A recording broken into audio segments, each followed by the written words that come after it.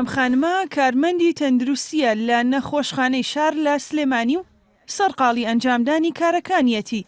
ئەو دەڵێت ئاگادار نییە کە وەزارەتی تەندروستی بڕیاریداوە مانگانە بڕی 75 بۆ 150 هزار دینار بۆ پزیشک و کارمەندانی تەندروستی خەرج بکرێت و تا ئێستا هیچ بڕەپارەیەکی وەرنەگرتووە. خۆ تا ئێستا وەرت نەگرووە؟ زین چۆنە شتەکە بڵێن پارەکە کەم هاتووینە خۆ خەتاکە زۆر لەمانیشەوە نییە. ئەگەر پارەکە بدرێت زیاتر دابەژەکرێ بەس کە کەمیش بێ ئەوانە زیاترەگرێتەوە کە داوامیان کردبێ. ماوەی 4 مانگا وەزارەتی تەندروستی بڕیاری لەسەر خەرجکردنی دەرماڵەی هاندان بۆ پزیشک و کارمەندانی تەندروستی دەرکردووە.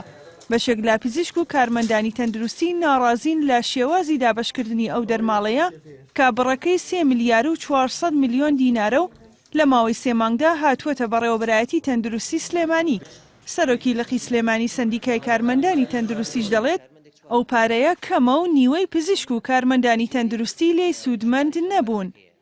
ئێمە وەکو سەندیکای کارمەندانی تەندروستی تێبینی خۆمان هەبووە لەسەری لوژنەیەک پێکهاتووە، لوژنەیەک لە چین و توێژەکانی ناوناوەندی تەندروستی پێکهاتووە بۆی کە بتوان زۆرترین کەس لێی سوودمەند بێ. بەڵام لە بڕی پارەکە کەمە، ئەتوانم بڵێم نیوەی کارمەندی تەندروستی لێی سوودمەندە بێ. وەکوێت و سەر لیژنەکە بێ هەوڵ بن کەمترین جیاوازی تا بکرێ. بەتەبعەن کەسێک کە زۆرتر هیلاک بێ زیاتری بەرەکەوێ، کەسێک کەمتر دەوامکە کەمتری بەرەکەوێ. لە سنووری پارێزگای سلێمانی 14560 پزیشک و کارمەندی تەندروستی هەن. بەڕێوەبەری گشتی تەندروستی سلێمانیش دەڵێت لیژنەیەکیان بۆ دابەشکردنی دەرماڵەی هاندان پێکێناوە و هیچ جیاوازیەک لە نێوان پزیشک و کارمەندەکان ناکەن. وتیشی بەپێی ماندووبوون و ئیشکگیری پزیشک و کارمەندانی تەندروستی دەرماڵەکە دابەش دەکەن. 100% جیاوازی نەکراوە، بەڵێ جیاوازی کراوە، بەڵام جیاوازیەکە لەسەر حساباتی برادەرایەت وشت نیە، لەسەر حساباتی شوێنەکەیەتی. یەکێ لە تەواوی دەوام دەکا من دایم لەوە ترسم پارەکە دەین بەوە، یەکێ لە ئیزعاف فەوری دەوامەکە پارەکە ئەدەین بەوە، یەکێ لە خەستەخانەی شار دەوامەکە شتێک کەمتری دەدەینێ، یەکێ لە بنکەیەک دەوامەکە ڕەنگم وەری نەگرت بێ. وەزارەتی تەندروستی هەرێم نزیکەی 52 هزار پزیشک و کارمەندی تەندروستی و فەرمانبەری هەیە.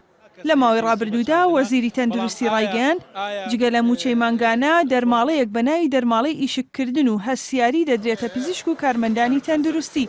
هەر پزیشکێکی 300 بۆ 500 هزار دیناری پێدەدرێت و کارمەندانیش لە 200 بۆ 300 هزار دینار و کارمەندی ئیداریش لە 75 بۆ 150 هزار دیناری بۆ تەرخان کراوە. ژاڵە محەممەد نارتی، سلێمانی.